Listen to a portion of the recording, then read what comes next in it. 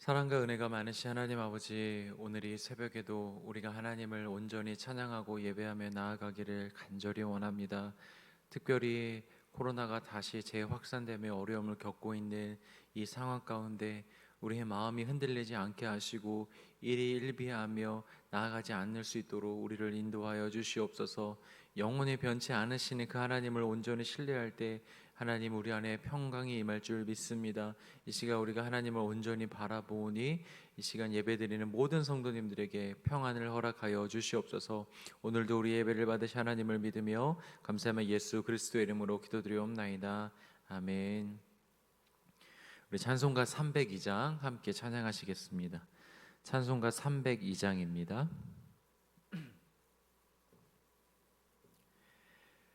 내 주 하나님 넓고 큰 은혜는 저 큰 바다보다 깊다.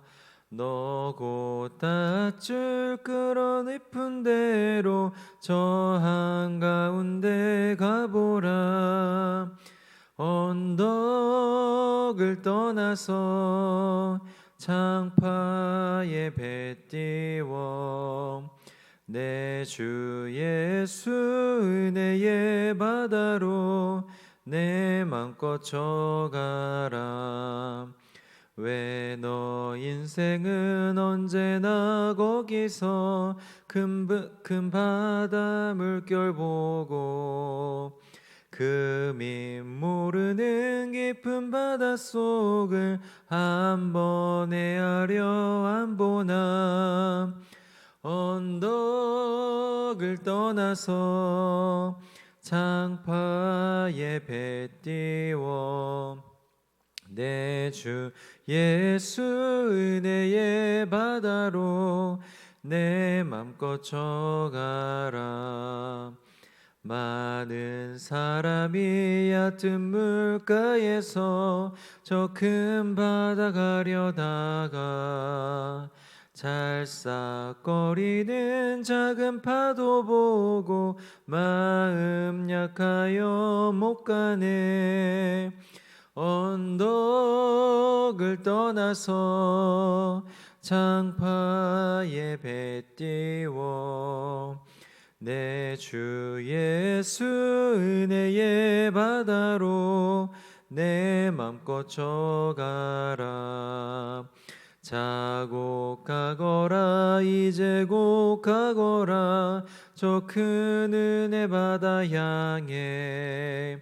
자고 내 노를 저 깊은 데로 가라 망망한 바다로. 언덕을 떠나서 창파에 배 띄워 내 주 예수 은혜의 바다로 내 맘껏 져가라. 아멘. 오늘 우리에게 주시는 하나님의 말씀 이사야 43장 1절에서 13절 말씀입니다. 이사야 43장 1절에서 13절 말씀입니다. 우리 한 절씩 교독하시겠습니다. 야곱아 너를 창조하신 여호와께서 지금 말씀하시느니라. 이스라엘아 너를 지으신 이가 말씀하시느니라. 너는 두려워하지 말라. 내가 너를 구속하였고 내가 너를 지명하여 불렀나니 너는 내 것이라. 내가 물 가운데로 지날 때 내가 너와 함께 할 것이라. 강을 건널 때 물이 너를 침몰하지 못할 것이며 내가 불 가운데로 지날 때 타지도 아니할 것이요 불꽃이 너를 사르지도 못하리니. 대전하는 여호와 내 하나님이요 이스라엘의 거룩한 이요 내 구원자임이라. 내가 애굽을 너의 속량물로 구스와 스바를 너를 대신하여 주었노라. 내가 내 눈에 보배롭고 존귀하며 내가 너를 사랑하였은즉 내가 내 대신 사람들을 내어주며 백성들이 내 생명을 대신하리니. 두려워하지 말라. 내가 너와 함께하여 내 자손을 등쪽에서부터 오게 하며 서쪽에서부터 너를 모을 것이며 내가 북쪽에게 이르기를 내놓으라. 남쪽에게 이르기를 가두어 두지 말라. 내 아들들을 먼 곳에서 이끌며 내 딸들을 땅 끝에서 오게 하며 내 이름으로 불려지는 모든 자 곧 내가 내 영광을 위하여 창조한 자를 오게 하라. 그를 내가 지었고 그를 내가 만들었느니라. 눈이 있어도 보지 못하고 귀가 있어도 듣지 못하는 백성을 이끌어내라. 열방은 모였으며 민족들이 회집하였는데 그들 중에 누가 이 일을 알려주며 이전 일들을 우리에게 들려주겠느냐? 그들이 그들의 증인을 세워서 자기들의 옳음을 나타내고 듣는 자들이 옳다고 말하게 하여 보라. 나 여호와가 말하노라. 너희는 나의 증인 나의 종으로 택함을 입었나니 이는 너희가 나를 알고 믿으며 내가 그인 줄 깨닫게 하려 함이라. 나의 전에 지음을 받은 신이 없었느니라. 나의 후에도 없으리라. 나 곧 나는 여호와라. 나 외에 구원자가 없느니라. 내가 알려주었으며 구원하였으며 보였고 너희 중에 다른 신이 없었나니 그러므로 너희는 나의 증인이요 나는 하나님이니라. 여호와의 말씀이니라. 함께 읽겠습니다. 과연 태초로부터 나는 그이니 내 손에서 건질 자가 없도다. 내가 행하리니 누가 막으리요. 아멘. 오늘 본문인 43장은 저희가 최근에 수요 예배 때 보고 있는 이 에스라서와 관련이 있습니다. 고레스를 통하여 이제 포로에서 귀환하기 전에 쓰여진 것이 바로 이사야서인데, 앞으로 하나님께서 고레스를 통하여 이스라엘을 회복시킬 것을 예언하는 아주 은혜로운 그런 구원에 대한 약속이 담겨져 있는 본문입니다. 먼저 1절을 보시면 야곱아 너를 창조하신 여호와께서 지금 말씀하시느니라 이렇게 되어 있는데요. 여기서 참 재미있는 것은 지금 야곱은 살아있지 않다는 것입니다. 지금 이 이스라엘 무리 속에 야곱은 없습니다. 지금 야곱에게 하는 말이 아닌데도 불구하고 이스라엘 백성들을 향하여 야곱아라고 그렇게 부르고 있는 것입니다. 여러분 혹시 왜 이런지 짐작이 가십니까? 창세기 32장에 보면 그 이유가 나오는데요. 약복 나루터에서 이제 하나님이 야곱을 찾아오십니다. 그래서 야곱과 씨름을 하시죠. 그런데 이 야곱이 고집이 굉장히 셉니다. 그래서 하나님이 이 야곱을 이 고집을 꺾지 못함을 보시고 이제 다시 돌아서서 가시려고 하는데 그 하나님을 야곱이 붙잡습니다. 가시기 전에 나에게 축복을 달라고, 축복해 주기 전에는 갈 수 없다고 그렇게 얘기를 합니다. 그때 이제 하나님께서 야곱을 축복해 주시면서 무슨 약속을 주십니까? 내 이름이 무엇이냐라고 먼저 물어보신 다음에 내가 다시는 야곱이 아니요 이스라엘이라고 부를 것이라 라고 이렇게 약속을 주십니다. 그럼 물론 이 이스라엘의 민족의 조상 가장 첫 번째는 아브라함이 있겠지만 사실 야곱이 이스라엘 민족을 이루는 실제적인 그 구조와 뼈대의 근간이 됩니다. 그래서 야곱이란 이름은 이스라엘의 옛 이름이라고 해도 무방하다는 것입니다. 예를 들면 이런 것과 같은 걸까요? 어떤 사람이 있습니다. 이 사람의 이름은 김철수입니다. 근데 이 철수라는 사람이 시골에 살다가 이제 20살이 되어서 서울로 유학을 가게 되었습니다. 이제 좀 촌티도 벗고 새로운 삶을 살겠다며 이제 이름도 바꿉니다. 어떻게 바꾸냐면 김세련으로 바꿨다고 우리가 생각해 봅시다. 그렇게 이름을 바꾼 지 20년이 되어서 가족들도 다 아들을 김세련으로 부르게 됩니다. 그런데 거기까지는 좋았는데 이 사람이 점점점 이 타지 생활을 시작하면서 밖에서 생활을 시작하면서 점점 어렸을 때 그 순수했던 모습을 다 잃어버리게 된 거예요. 또 고향에 있는 부모님들도 다 잊어버리고 부모님에게 연락도 하지 않고 자기 멋대로 완전히 좋지 않은 모습으로 그렇게 변해져 갔다고 생각해 봅시다. 이때 이 모습을 본 아버지가 큰 소리로 이 아들을 부릅니다. 근데 뭐라고 불렀을까요? 김철수라고 불렀지 않았을까요? 아마 김세련이 20년 동안 불렀던 김세련이 아니라 그 전의 이름, 처음의 이름 김철수라는 이름을 크게 불렀을 것입니다. 그 이유가 무엇이겠습니까? 너가 누구인지, 또 너가 어디서 태어나서 자랐는지, 또 너를 낳아준 부모가 누군지, 너가 어떤 사람이었는지를 생각하라는 거죠. 아마 하나님께서도 이와 같은 마음으로 이스라엘 백성들을 향하여 너 야곱아라고 부르지 않았을까 하는 그런 생각이 듭니다. 여러분, 우리가 이 세상의 여러 일들로 인하여 걱정하고 염려하고 또 좌절하고 지치고 무너질 때가 있습니다. 특히 그럴 때에 무엇보다 예수님을 처음 만났던 그 순수했던 모습을 잃어가는 것이 우리를 통해서 보게 됩니다. 예수님을 처음 만났을 때 그때를 기억할 수 있는 은혜가 있으시기를 여러분 간구하시길 바랍니다. 왜 그렇습니까? 예수님을 처음 만났을 때 우리는 큰 은혜를 받기 때문입니다. 예수님을 처음 만났을 때 우리가 하는 고백이 무엇입니까? 예수님은 우리의 구원자이십니다. 예수님만이 우리의 유일한 소망이십니다. 예수님만이 나의 전부이십니다 라는 고백을 예수님을 처음 만날 때 우리가 다 하게 되지 않습니까? 그 진실한 고백이 지금 오늘을 살아가고 있는 우리에게 있다면 이 육신의 세상에서 우리가 걱정하고 염려할 것이 무엇이 있겠습니까? 없어도 부족해도 괜찮고, 또 필요하다면 예수님께 구하면 될 것이고, 또 예수님께 피하면 우리를 보호해 주신다는 믿음이 있는데 여러분 무엇이 두렵겠습니까? 사랑하는 성도 여러분, 저와 여러분들 모두 예수님을 처음 만났던 그 진실한 고백과 은혜를 다시 한번 생각하며 그때 믿음을 되찾는 은혜가 있으시기를 이 시간 주의 이름으로 축복합니다. 하나님도 본문에서 보면 두려워하지 말라고 하십니다. 왜 두려워하지 말라고 하시냐면 내가 너를 구속하였고 내가 너를 지명하여 불렀나니 너는 내 것이라. 여러분, 세상에 이렇게 터프하고 확실한 사랑의 고백이 있을까요? 제가 이 말씀을 다시 한번 읽어드릴 텐데요, 여러분 한번 눈을 감으시고 오늘 이 시간 하나님께서 여러분들에게 직접 전하시는 그 말씀으로 받으시길 바랍니다. 한번 눈을 감고 들어보시겠어요?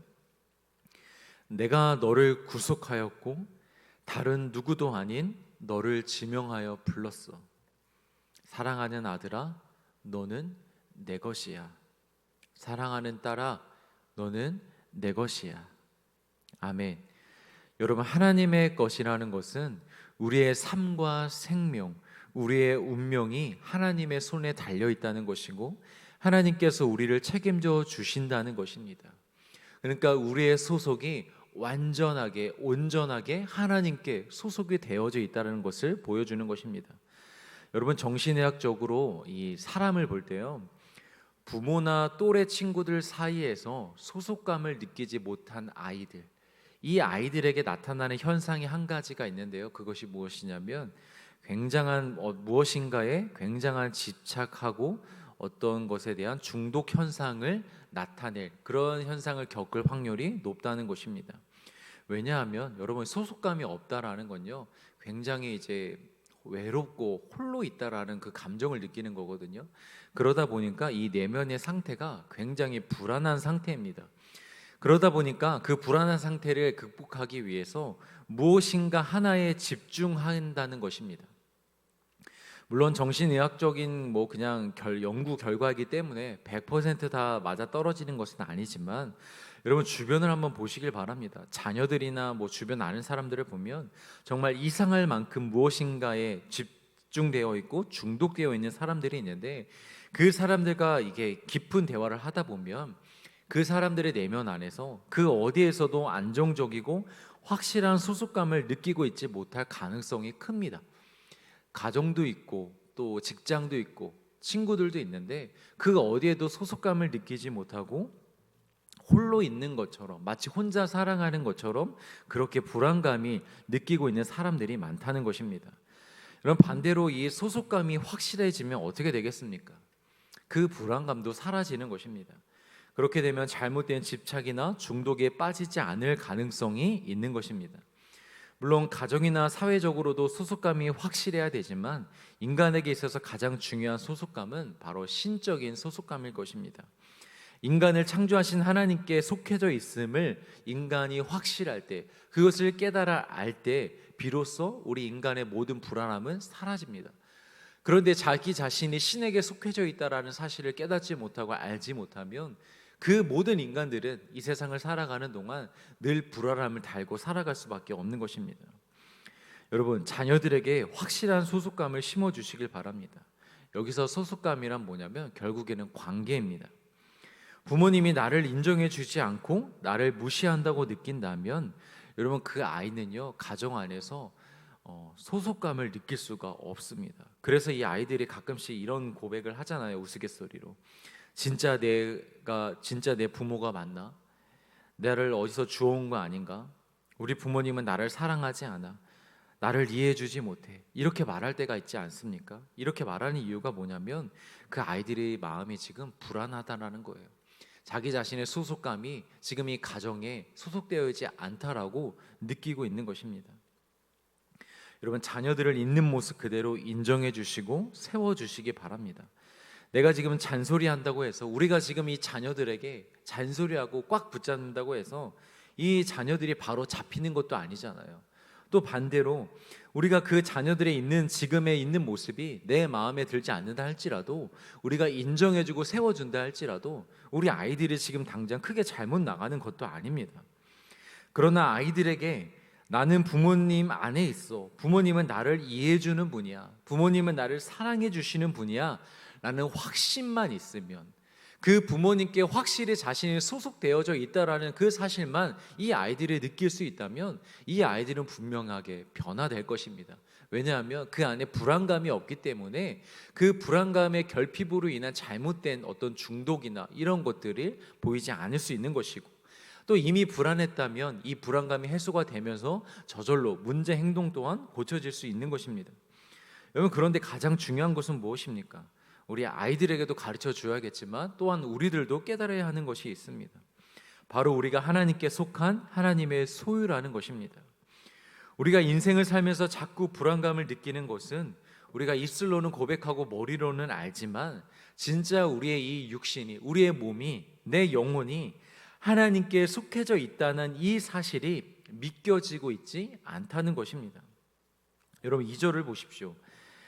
내가 물 가운데로 지날 때나 불 가운데로 지날 때 우리가 안전하다고 합니다. 왜냐? 하나님이 지켜주시기 때문에. 그런데 여러분, 생각해 보시겠습니까? 제자들이 바다 한가운데 있을 때 폭풍우를 만났죠. 또 다니엘의 세 친구들은 풀무불 속에 던져졌습니다. 여러분, 만약 지금 이 시대를 살아가고 있는 우리가 이와 똑같은 상황을 겪게 된다면, 지금 당장 우리가 불에 던져지고 물을 걸어야 되는 상황이 온다면 여러분들 안에 불안감이 없으시겠습니까? 여러분들은 안전하다고 느끼시겠습니까? 안전하다는 생각이 정말 든다면 그건 정말 하나님을 온전히 신뢰하고 있다는 증거가 되겠죠. 또 반대로 현실은 현실이야, 두려운 건 어쩔 수 없어 하며 불안해하고 두려워한다면 그건 아직도 우리가 하나님을 온전히 신뢰하고 있지 못하다는 증거입니다. 그런데 여러분, 생각해 보면 우리는 이렇게 당장 목숨이 위태로운 상황이 아님에도 불구하고 불안감이 우리 안에 있다는 것입니다. 그 이유가 무엇이겠습니까? 우리의 믿음이 작은 까닭입니다. 여러분, 믿음이 작은 것이 부끄러운 것이 아닙니다. 믿음이 작은 줄도 모르고 믿음이 있는 것처럼 스스로를 포장한 채 살아가는 것이, 그것이 부끄러운 것입니다.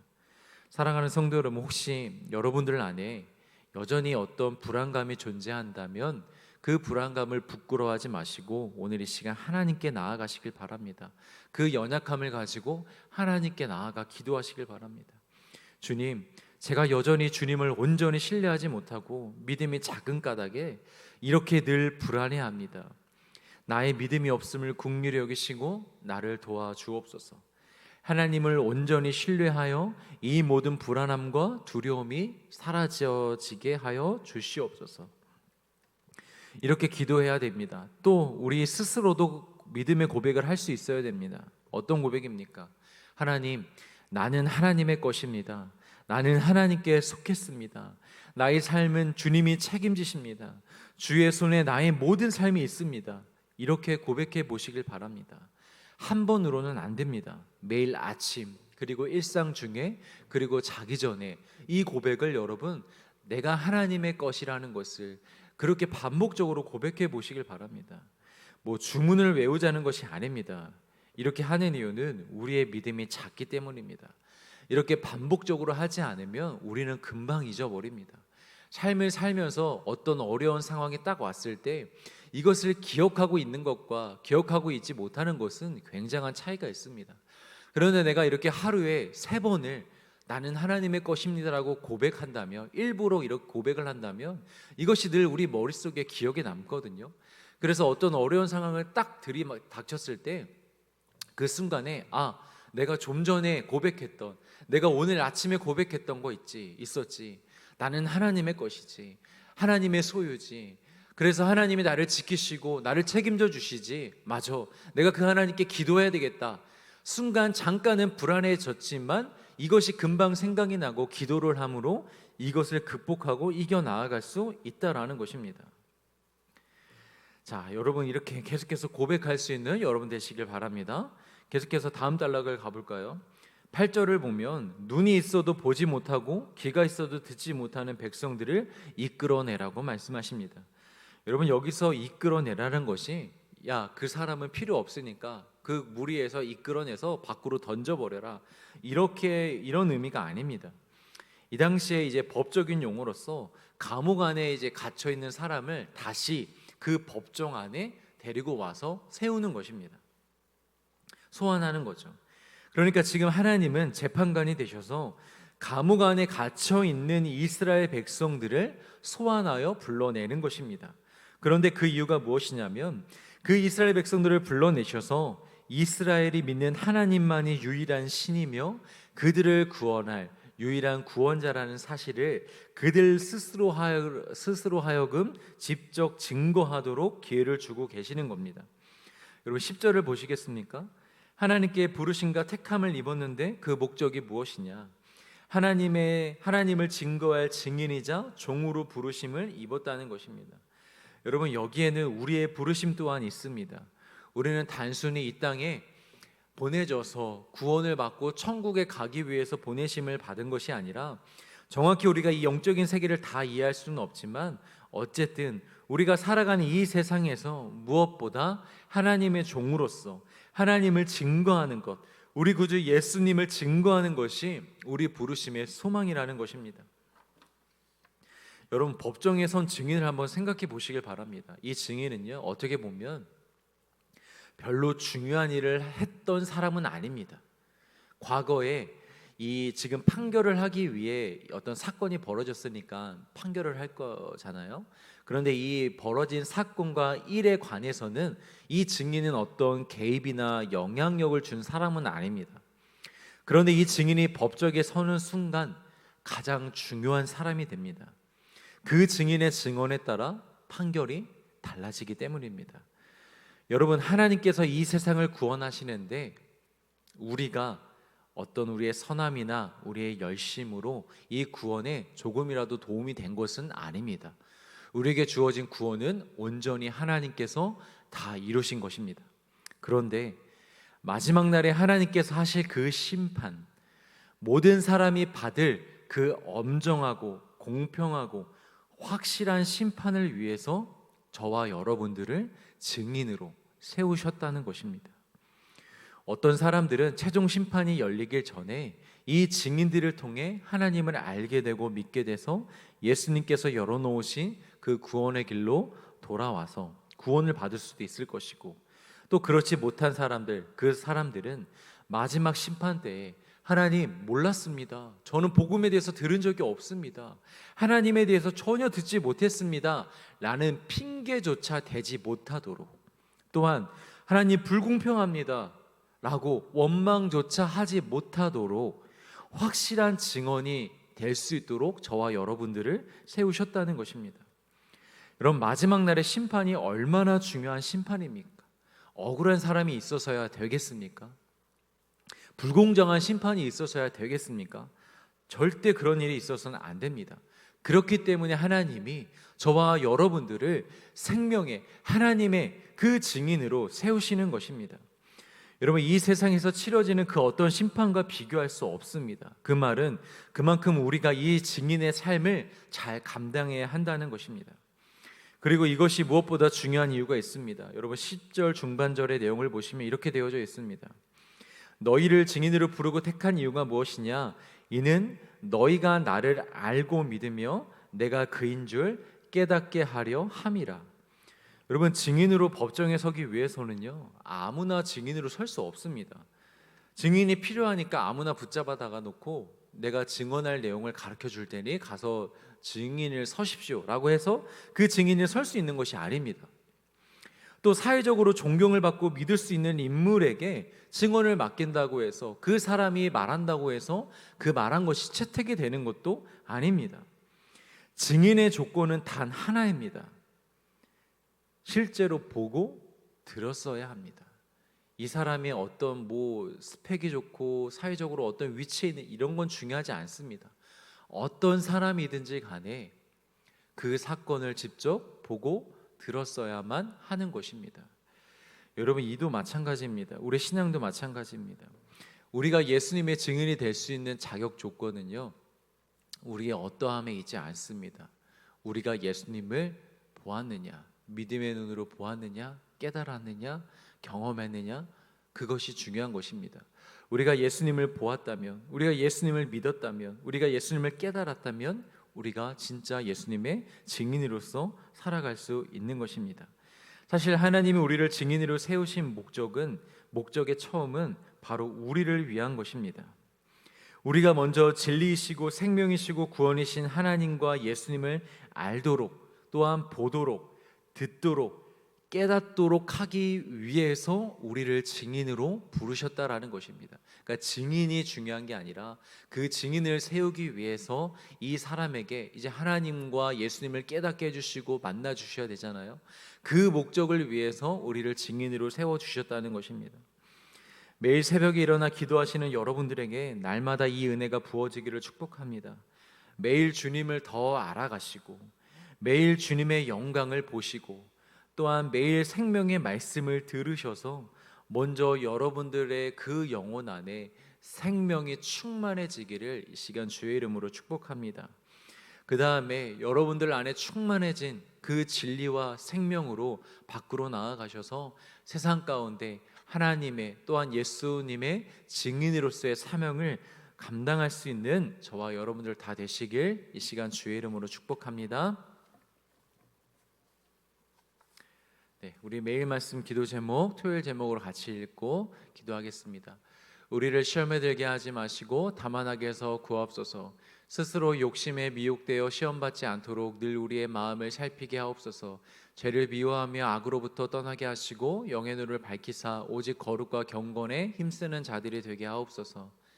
신령과 진정으로 드리는 주일 예배 되게 하옵소서. 대면과 비대면으로를 드리는 교회와 모든 가정에 성령으로 임재하사 모든 이가 주님의 영광을 보게 하옵소서. 형식과 의무가 아닌 영과 진리로 드리게 하시고 말씀을 전하시는 이상원 목사님에게 성령의 권능으로 함께하사 살아계신 하나님의 말씀을 담대히 선포하게 하옵소서. 예배를 드리는 모든 영혼들은 주님의 은혜 안에서 참된 안식을 누리게 하옵소서. 아멘. 이 시간 우리 같이 함께 기도하며 나아가실 텐데요, 우리 선포된 말씀을 기억하면서 하나님, 우리가 주님께서 우리를 증인으로 이 땅 가운데 불러주셨습니다. 먼저 우리가 그 하나님을, 그 예수님을 온전히 믿게 하여 주시고 세상에 나아가 증인으로서의 삶을 잘 감당해낼 수 있도록 우리를 인도하여 주시옵소서. 또 내일 주일 예배를 위해서 기도하실 텐데요, 최근에 코로나가 재확산되면서 다시 어려워지고 있습니다. 그래서 우리가 비대면으로 드려야 되는데 하나님 형식적으로 드리지 않게 하시고 대충 드리는 것이 아니라 마음과 힘과 뜻을 다하여 신령과 진정으로 드릴 수 있는 그런 모든 귀한 예배가 될 수 있도록, 또한 모든 가정에 성령께서 함께할 수 있도록 그렇게 우리 내일 드려질 주일 예배를 위해서 우리 주여 한번 부르짖고 같이 기도하며 나아가겠습니다.